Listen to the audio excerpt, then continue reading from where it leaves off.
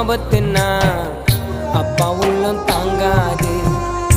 எனக்கு ஜுரம் வந்தா எங்க அம்மா தூங்காது.